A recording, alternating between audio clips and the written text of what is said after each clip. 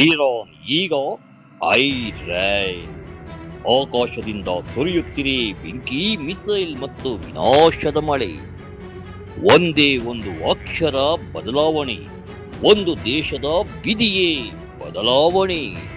ಗುರೂಜಿ ನೀಡಿದ ಸಂಕೇತ ಇಂದು ಜಗತ್ತಿನ ಮುಂದೆ ನಿಜವಾಗುತ್ತಿರುವ ದೃಶ್ಯವಿದು. ಇದು ಸಾಮಾನ್ಯ ಮಳೆಯಲ್ಲ, ಇದು ಯುದ್ಧದ ಬೆಂಕಿ ಮಳೆ. ಬೆಂಕಿ ಮಳೆ, ಮಿಸೈಲ್ ಮಳೆ, ಕತ್ತಲೆ ಮಳೆ, ವಿನಾಶದ ಮಳೆ.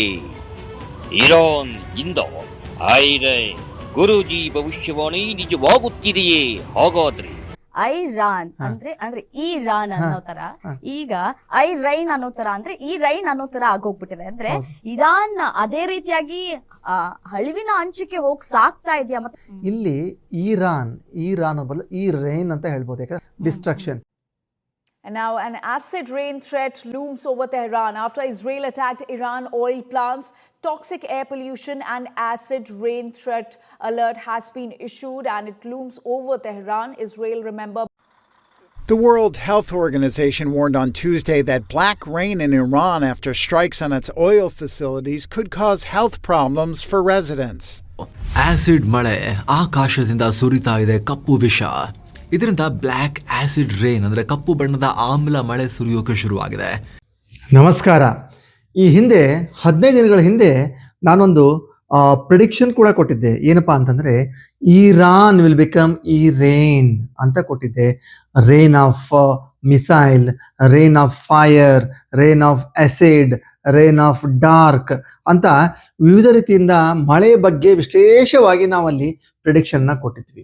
ಈಗ ನೋಡ್ಬೋದು, ಎಲ್ಲ regional channel, national channel, international ಚಾನಲಲ್ಲೂ ಕೂಡ ನಾವು ಯಾವ ವರ್ಡ್ ಯೂಸ್ ಮಾಡಿದ್ವಿ, ಇರಾನ್ ಬಿಕೇಮ್ ಈ ರೈನ್ ಅಂತ ಹೇಳಿದ್ವಿ. ಸೊ ಎಲ್ಲರೂ ಕೂಡ ಅದೇ ಒಂದು ಟೈಟಲ್ನ ಯೂಸ್ ಮಾಡಿಕೊಂಡು ಅರ್ಧ ಗಂಟೆಗಟ್ಟಲೆ ಎಪಿಸೋಡ್ ಮಾಡ್ತಾನೆ ಇದ್ದಾರೆ. ಏನಾಯ್ತಪ್ಪ ಅಂದರೆ ಇತ್ತೀಚಿನ ದಿನಗಳಲ್ಲಿ ನಿನ್ನೆ ಬಿಟ್ಟು ಮೊನ್ನೆಯಿಂದ ಏನಾಗಿದೆ, ಅಲ್ಲಿ ಆಸಿಡ್ ರೈನ್ ಆಗ್ತಾ ಇದೆ, ಬೆಂಕಿ ಮಳೆ ಆಗ್ತಾ ಇದೆ.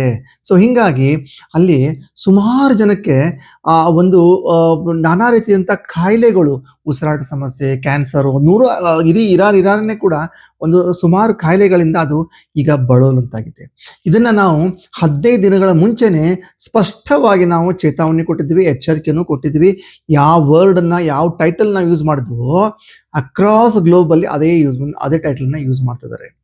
ಸೊ ಇಲ್ಲಿ ನಾನು ಹೇಳಿದ ಏನು ಇಷ್ಟಪಡ್ತೀನಿ ಅಂದರೆ, ಯಾವುದೇ ಒಂದು ವಿಷಯ ನಡಿಬೇಕಾದಾಗಲೂ ಕೂಡ ನಾವು ಅದರ ಬಗ್ಗೆ ಒಂದು ಮುನ್ನೆಚ್ಚರಿಕೆಯನ್ನು ಕೊಟ್ಟಿರ್ತೀವಿ. ಯಾವುದೆಲ್ಲ ತುಂಬ ವೈರಲ್ ಆಗ್ತಿರುತ್ತೋ ಆ ಸಂಗೀತ ಬಗ್ಗೆ ನಾವು ಹೇಳಿರ್ತೀವಿ.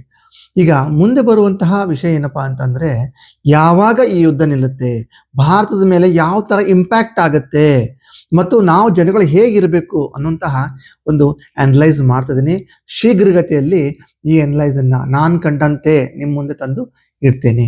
ಸೊ ಇಷ್ಟು ಹೇಳುತ್ತಾ ಇವತ್ತಿನ ಕಿರುಸಂಚಿಕೆ ಅಲ್ಪ ವಿರಾಮ ಮಾಡ್ತಿದ್ದೀನಿ. ಸರ್ವೇ ಜನ ಸುಖಿನೋ ಭವಂತು.